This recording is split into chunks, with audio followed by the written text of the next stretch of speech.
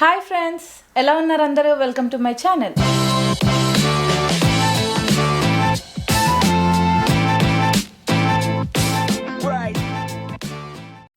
So ఈరోజు topic ఏంటంటే US banking system versus India banking system.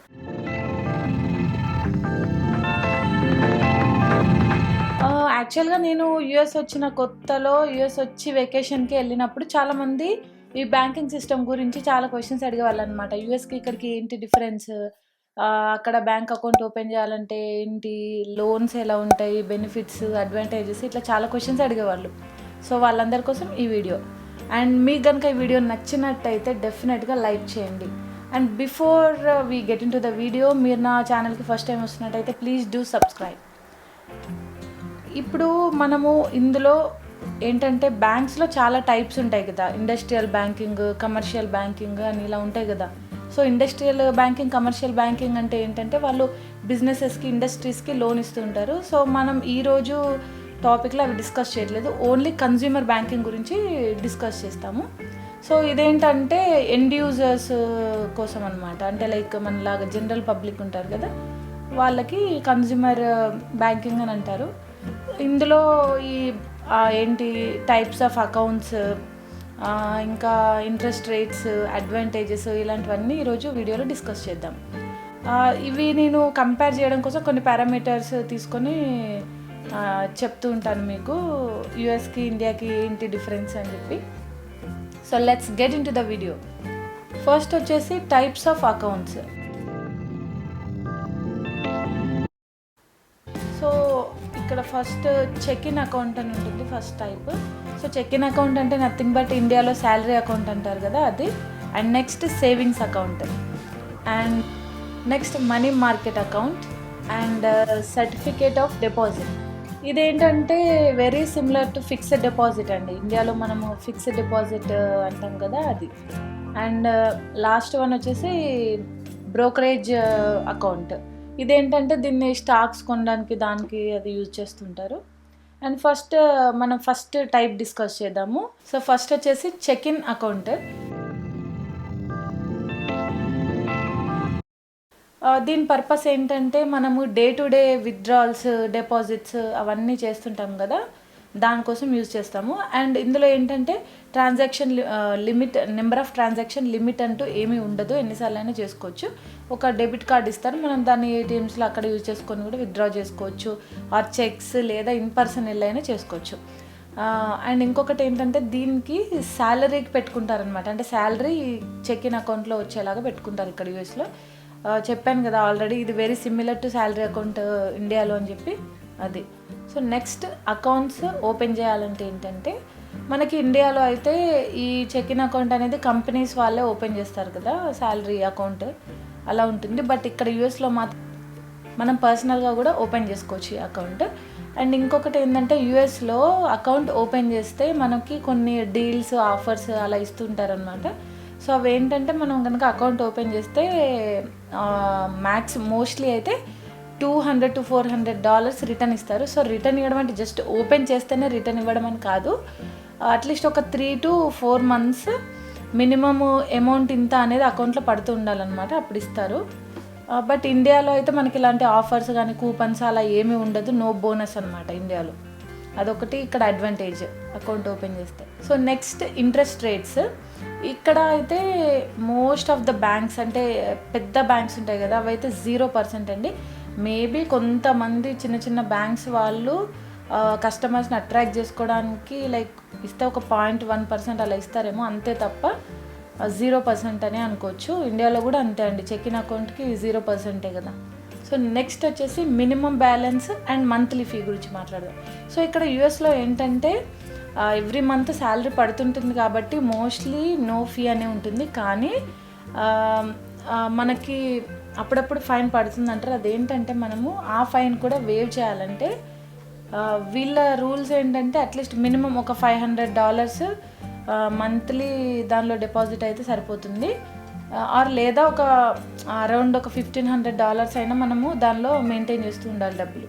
So ఇండియాలో కూడా మనకి మంత్లీ ఫీ అనేది ఛార్జ్ చేయరు. నెక్స్ట్ వచ్చేసి ఏటీఎం ఫీజ్ అండ్ ట్రాన్సాక్షన్స్. యూఎస్లో ఏంటంటే సేమ్ బ్యాంక్లో ఏటీఎం వాడితే మనకి ఏ ఫీ పడదు, బట్ వేరే బ్యాంక్స్లో మాత్రం మనం ఆ ఏటీఎం యూజ్ చేస్తే ఫస్ట్ టైం యూజ్ చేసినప్పుడే మనకి ఫీ పడుతుంది. బట్ ఇండియాలో అడ్వాంటేజ్ ఏంటంటే మనము వేరే బ్యాంక్స్లో కూడా యూజ్ చేసుకోవచ్చు. ఏ బ్యాంక్ అయినా కూడా అట్లీస్ట్ మనకి 4-5 టైమ్స్ అయినా తప్పకుండా ఫ్రీనే ఇస్తుంది, ఛార్జ్ చేయదు. అండ్ ఎస్బీఐ బ్యాంక్స్ లాంటివి అయితే అసలు ఎప్పుడు ఛార్జ్ చేయదు, ఎక్కడైనా మనము యూజ్ చేసుకోవచ్చు అది. Next check books. సో యూఎస్లో ఏంటంటే మనమే అకౌంట్ ఓపెన్ చేసినప్పుడు మాత్రం మనకి చెక్ బుక్స్ ఫ్రీగా ఇస్తారు, తర్వాత మనకు కావాలంటే డబ్బులు ఛార్జ్ చేస్తారు. బట్ ఇండియాలో ఏంటంటే సర్టెన్ నెంబర్ ఆఫ్ చెక్స్ మనకి ఫ్రీగా ఇచ్చేస్తారు కాబట్టి ఇండియాలో మనం మళ్ళీ ప్రత్యేకంగా కొనాల్సిన అవసరం లేదు. నెక్స్ట్ వచ్చేసి ఇన్సూరెన్స్ కవరేజ్. ఒకవేళ మన అకౌంట్ ఉన్న బ్యాంక్ కనుక క్లోజ్ అయితే మన డబ్బులని పోయినట్టేనా? లేదండి. ఇండియాలో ఏంటంటే ఆర్బీఐ అన్ని బ్యాంక్స్ని రెగ్యులేట్ చేస్తుంది, సో మనకి కవర్ చేస్తుంది అన్నమాట మన డబ్బులు. సో ఇండియాలో ఏంటంటే 5 lakhs వరకు మనకు మ్యాక్సిమం లిమిట్ కవరేజ్ చేస్తుంది. అంతకుముందు అయితే 1 lakh ఉండే, బట్ ఈ మధ్యనే మన గవర్నమెంట్ చేంజ్ చేసిందండి 5 lakhsకి. సపోజ్ మీకు ఆ బ్యాంక్లో ఒక 1 lakh ఉందనుకోండి, 1 lakh ఇస్తుంది. బట్ 10 lakhs ఉంటే మాత్రం 5 lakhs ఇస్తుంది, ఎందుకంటే మ్యాక్సిమం లిమిట్ వచ్చేసి 5 lakhs కాబట్టి. అంతకుముందు అయితే అది 1 lakh ఉండేది. అండ్ యూఎస్కి వచ్చేసరికి యూఎస్లో ఏంటంటే ఫెడరల్ రిజర్వ్ సిస్టమ్ అది రెగ్యులేట్ చేస్తుంది అనమాట. సో అదేంటంటే మనకి ఇక్కడ యూఎస్లో కనుక ఇలానే బ్యాంక్స్ క్లోజ్ అయితే మనకి అది కవర్ చేస్తుంది. సో ఇక్కడ ఇన్సూరెన్స్లో మాత్రం యూఎస్లో చాలా అడ్వాంటేజ్, ఎందుకంటే మనకు అది మ్యాక్సిమం లిమిట్ వచ్చి $250,000 వరకు కవర్ చేస్తుందండి. సో మనకి ఇప్పుడు ఇండియాలో 5 lakhs అనేది చాలామందికి ఉంటుంది కాబట్టి కొంచెం ఎక్కువ అమౌంట్ ఉన్న వాళ్ళకి కవర్ అవ్వదు, బట్ ఇక్కడ $250,000 కాబట్టి చాలామందికి బెనిఫిట్ అవుతుంది. ఇన్సూరెన్స్ కవరేజ్ వచ్చేసి యూఎస్లోనే బెటర్గా ఉంటుందండి compare to India. So advantages ఏంటంటే మనకి ఒక బ్యాంక్లో అకౌంట్ ఓపెన్ చేసి వాళ్ళతో ఒక మంచి రిలేషన్షిప్ మెయింటైన్ చేస్తున్నాం కాబట్టి వాళ్ళు మనకి లోన్స్లో అయినా క్రెడిట్ కార్డ్స్లో అయినా కూడా మంచి ఆఫర్స్ ఇస్తూ ఉంటారనమాట మనకి. అదే అడ్వాంటేజ్. ఇండియాలో కూడా అంతే, మనకి బ్యాంక్తో కరెక్ట్ రిలేషన్షిప్ మెయింటైన్ చేస్తుంటే మనకి ఇండియాలో కూడా లోన్స్కి దానికి మంచి ఆఫర్స్ అనేది చెప్తుంటారు. యూఎస్ఏలో టాప్ బ్యాంక్స్ వచ్చేసి bank of America, Chase, Citi, Wells Fargo. So వీటిని బిగ్ 4 అని కూడా అంటారండి యూఎస్లో. అండ్ ఇంకొకటి ఏంటంటే ఇక్కడ యూఎస్లో మనకి గవర్నమెంట్ బ్యాంక్స్ అనేది ఉండవండి, లైక్ పబ్లిక్ సెక్టార్లో ఉండవు, అన్ని ప్రైవేటే. అంటే లైక్ కన్జ్యూమర్ బ్యాంక్లో చెప్తున్నాను నేను. మనకి ఇండియాలో అయితే టాప్ బ్యాంక్స్ ఏంటంటే పబ్లిక్ సెక్టార్లో అయితే ఎస్బీఐ, పిఎన్బి, అండ్ ప్రైవేట్ సెక్టార్లో హెచ్డిఎఫ్సి అండ్ ఐసిఐసిఐ. నెక్స్ట్ వచ్చేసి సేవింగ్స్ అకౌంట్.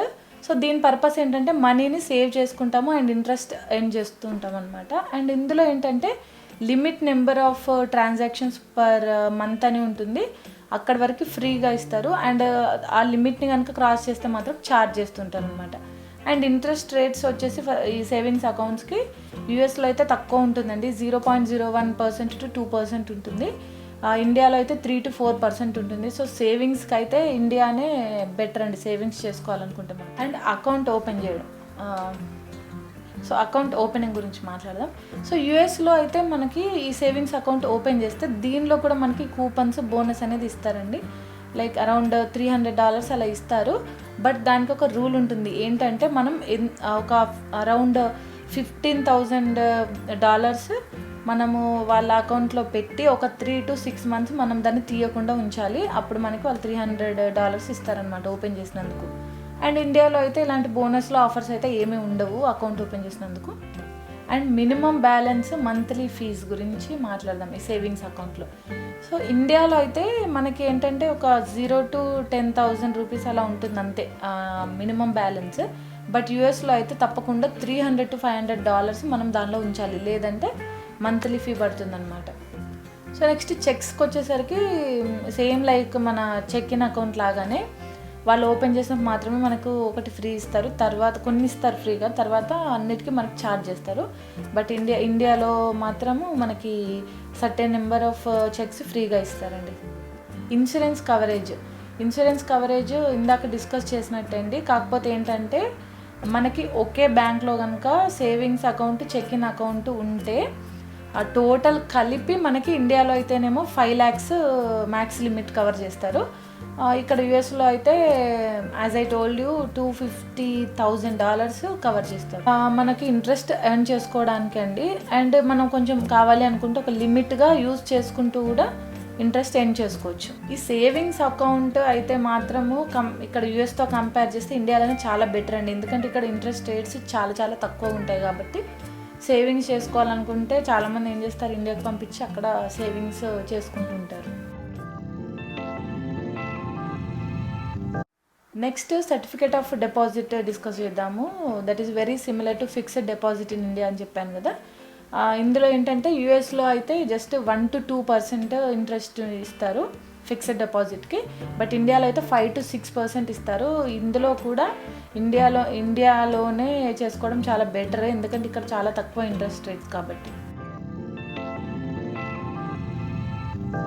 ఈ మనీ మార్కెట్ అకౌంట్ అంటే ఏంటంటే సేవింగ్స్ అకౌంట్వి కొన్ని ఫీచర్స్, చెక్-ఇన్ అకౌంట్ కొన్ని ఫీచర్స్ తీసుకొని అన్నీ కలిపి ఒకటి ఇదొక అకౌంట్ అనమాట. బట్ ఇది ఎక్కువ మంది యూజ్ చేయరు. మోస్ట్ ఆఫ్ ద పీపుల్ ఎక్కువ ఈ చెక్-ఇన్ సేవింగ్స్ అకౌంట్స్ యూజ్ చేస్తుంటారు. సో నాకు తెలిసినంత వరకు నేను ఇండియాకి యూఎస్కి కంపేర్ చేసి ఈ వీడియో చేశాను. మీకు కనుక ఈ వీడియో నచ్చినట్లయితే డెఫినెట్గా లైక్ చేయండి, కమెంట్ చేయండి, షేర్ చేయండి. ఇంకా మీకు ఏమైనా డౌట్స్ ఉంటే మాత్రం నాకు కింద కమెంట్ సెక్షన్లో అడగండి, నేను డెఫినెట్గా రిప్లై ఇస్తాను. ఏదైనా కొన్ని టాపిక్స్ కవర్ చేయడం మర్చిపోయి ఉంటే మీరు నాకు అడిగితే నేను తప్పకుండా రిప్లై చేస్తాను వాటికి. థ్యాంక్స్ అండి. Thanks for watching. బాయ్.